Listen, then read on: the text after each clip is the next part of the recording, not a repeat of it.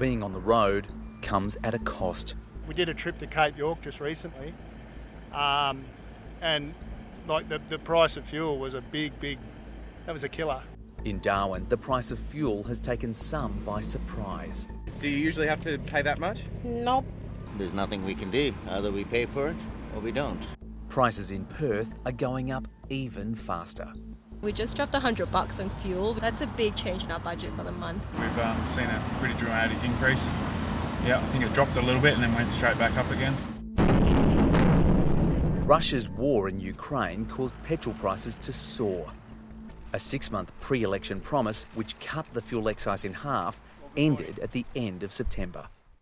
25 cents has been added to the cost of each litre, so you'd expect prices to jump by that amount. But that's only happened in Perth. Prices in Canberra and Hobart are up 11 cents per litre, 7 cents in the regions, 1 cent in Darwin. In the other cities, prices have fallen. The average price of a litre of unleaded petrol is now 182.5 cents. But in some remote areas, it's as much as $2.30. There's a lag between changes in wholesale prices and what you pay at the bowser. So we've seen about half the excise come through to date, and I'm expecting we'll see the majority of that now reflected over the next 7 to 10 days as all stocks are actually replaced. Much of the fuel underneath your petrol station was bought before the excise jumped back up. When we move to the new cycle, we'll actually see the full excise come through in the top of that next cycle, which could be anywhere from 10 to 12 to 28 days.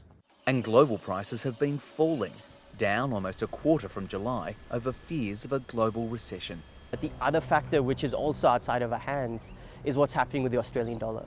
So as that has weakened, that has meant that Australians are paying more for petrol and diesel. The OPEC cartel of oil-producing countries has cut production to try and boost prices after the EU agreed to more sanctions on Russia. And now we have big supply shortfall risks.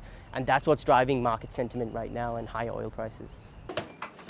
Rising fuel prices not only cause pain at the pump, but they drive up costs for businesses, which get passed on to ordinary Australians. Even with the excise discount gone, we have some of the cheapest and most lightly taxed fuel in the world. In Spain or New Zealand, you'll be paying more than $2.50 a litre in Australian dollars right now. In places like Denmark or the Netherlands, beyond $3 a litre. But it doesn't feel like we're driving a bargain.